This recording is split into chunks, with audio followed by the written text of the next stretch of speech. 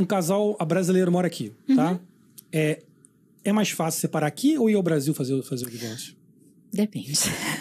Na verdade, depende. Então, o que acontece?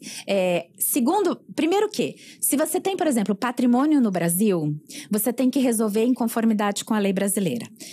Sempre quando a gente está em consenso, em acordo, as coisas são mais fáceis. Mas quando a gente está em litígio, as coisas são mais complicadas. E é muito importante isso ter, assim, dentro do contexto. O Poder Judiciário, né, o tribunal brasileiro que seja, ele não vai aceitar uma decisão estrangeira falando sobre questão de patrimônio que está localizado no Brasil. Muitas vezes você pode ter esse tipo de problema.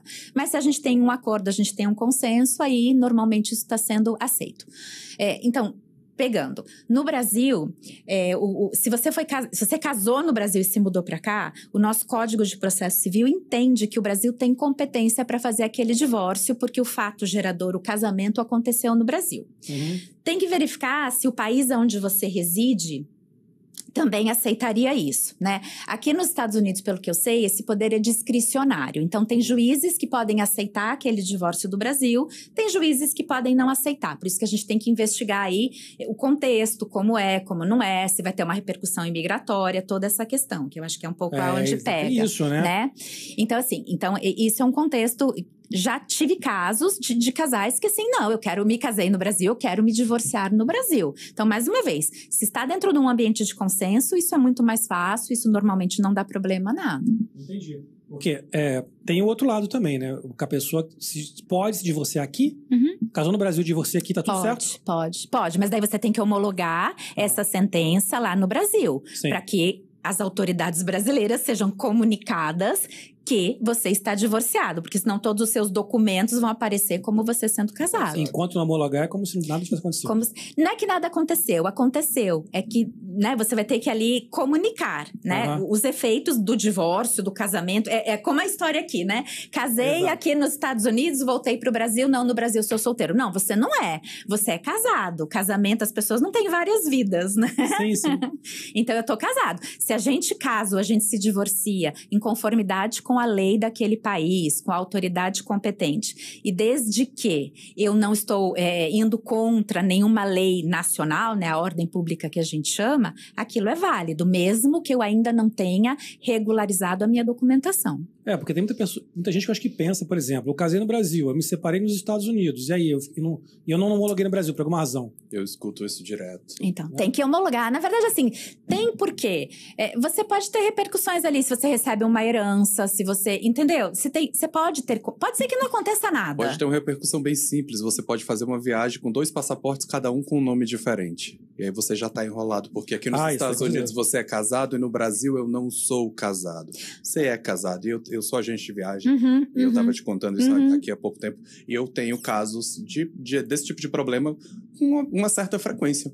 De brasileiros que se mudaram pra cá, se casaram aqui, tem o passaporte americano com um nome, tem o passaporte brasileiro com outro nome. E aí um dos 2 documentos vence e ele precisa comprovar com os 2 documentos que ele é a mesma pessoa. Eu tenho 2 nomes em países diferentes, mas com um dos documentos inválido ele não consegue provar que ele é a mesma pessoa. E aí acaba não embarcando, não viajando, uma série de problemas. Pois é. Às vezes são repercussões assim, né, de coisas do seu cotidiano. Exato. Ou às vezes você tem repercussões, né, daí as pessoas se mexem quando você vai ter consequências patrimoniais. Daí todo mundo vai correr atrás.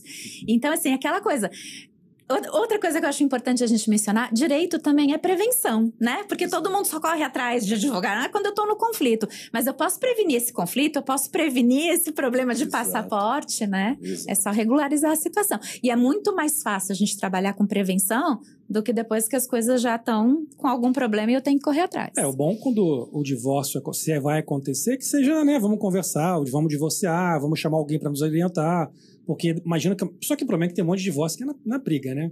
É na briga, né? Teve uma traição, teve alguma coisa grave, uma briga, sei lá, uma agressão, então aí... divórcio eu acho que sempre é difícil, né? Porque é muito difícil as partes estarem na mesma página naquele momento, né? Então assim, não é que a gente vai também colocar um mar de rosas, que com a mediação vai ser tudo lindo e maravilhoso. Não é isso, né? É um processo, né? Exato. É um processo, é um sofrimento que vai acontecer, aquela história. Não tem como a gente evitar o conflito, mas a gente pode escolher a forma de resolvê-lo e tentar minimizá-lo. Exato, é um bálsamo, né, para a separação, para o divórcio, Quem já se separou uma vez na vida sabe o que é isso. E acho que, por exemplo, eu sou divorciado. E se tivesse uma mediação, alguém na época que eu me divorciei, que falasse português e que pudesse entender o meu sentimento, o meu feeling ali. Porque ele não tem tradução, né? Não. Quando a gente vai fazer aqui, eu disse, poxa, mas que cara bruto. Como é que ele foi rude? Ele não teve um pingo de compaixão comigo aqui. Eu tô me acabando aqui no meu divórcio e o cara não teve compaixão comigo de todas as áreas. Aqui o sistema é muito frio, né, pra tratar com isso. E caro. Eu acho que, e caro. Muito caro. E eu acho que esse acolhimento de você poder entender ali a emoção da pessoa, entender a cultura de onde ela vem e transcrever isso para você entregar em um outro idioma para um juiz, para uma corte, é sensacional.